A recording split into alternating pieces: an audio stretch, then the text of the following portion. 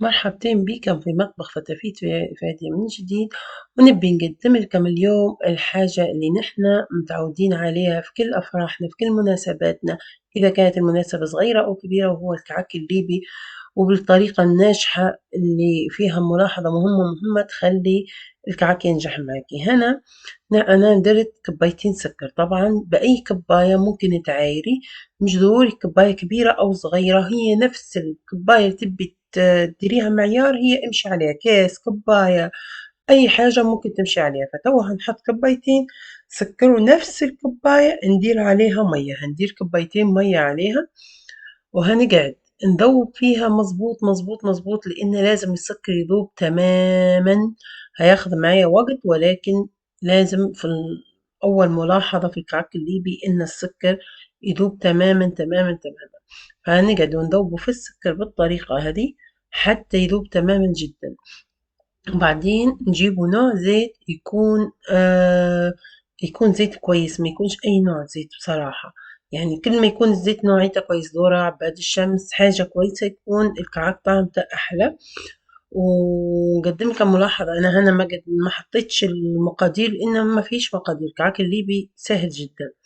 هنا حطيت الزيت بعد ما ذوبت السكر والمية، ونحط باكو كامل باودر. انتبهوا أنا هنا كبايتي شنكبرها، كبايتي خلطت نص لتر زيت، نص اللتر زيت يعني حطيت عليه باكو بيكنج باودر. حط كشيكين كمون حلو. طبعا أنا ديما نحب نفركه في يدي، هذه عادة تعلمتها من ماما، إني نفرك الكمون بيدي، فالبنة تطلع أكثر، بنة الكمون في يعني زي ما نقولوا تفوح أكثر، فكل ما تحكيه في يدك كل ما أحسن. فأنا هنحكه في يدي، وحطي الكمية اللي انت تبيها، طبعا بالسمسم والكمون، وممكن تحطي كمون العريض، ممكن تحطي حاجات واجدة، فكل إنسان حسب مطيبات اللي يحط هنا عادي جدا يعني. والموضوع ما يبيش فانيليا. أنا المنياكا عندي في أوروبا بالشكل هذا، له كم شكل، مش هذا بس، ولكن هذا واحد من الأشكال. فهو يدوبك الباكو يديلك كوبايتين، كوبايتين كعك، يعني ما يديش أكتر من هيك، لأن في ملعقة تقريبا هنحطه. ولو حصلتي انت المنياكة أو النشادر بتاعت ليبيا يكون أفضل. نجو لأهم مرحلة في الشغل، وهي العجن. العجن ما ينفعش نعجن بيدي واحدة هذه في اللقطة هذه بصراحة. لأن ليش؟ لأن لو عجنتي بيد واحدة هتعجنيها كيف كأنك تعجني في خبزة. لو عجنتيها كأنك تعجني في خبزة هتطلع معاكي كعك شادد ومش هش. وعلى فكرة ممكن تضيفي حتى كشكين نشا هنا اللي يبيه هش أكتر، فأنا مش محتاجة، لكن أوكي اللي يبي يحط. فأنا انتبهوا عليه كيف نعجن. أهم حاجة تحط الدقيق شوي شوي، لأن في دقيق يشرب وفي دقيق ما يشربش، في دقيق يعزق في الزيت، في دقيق ما يعزقش في الزيت.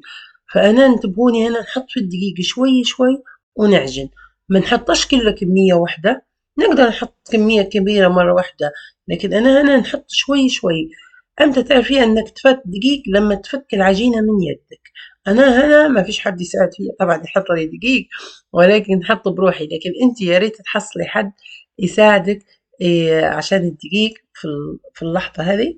فشو تديري؟ تقعدي تعجني فيها بالطريقة هذه شوي شوي، وتزيدي دقيق وتعجني وتردي تعجني أخرى. حاولي بشويش بشويش، ما تستعجليش بحطة الدقيق مرة واحدة، لأن مرات تقعد يابسة مرة واحدة معاكي وما تطلعش في الماكينة شكلها حلو، أو ما يلفش معاكي في يدك شكلها حلو.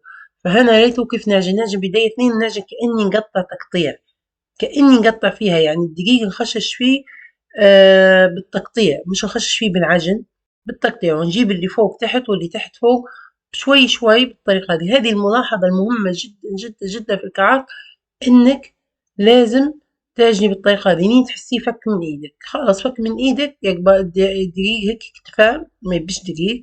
أنا ما نحطش في معايير الدقيق، أنا شكلت على بالشكل العادي، أو شكلت أو تشكليه بالماكينة عادي.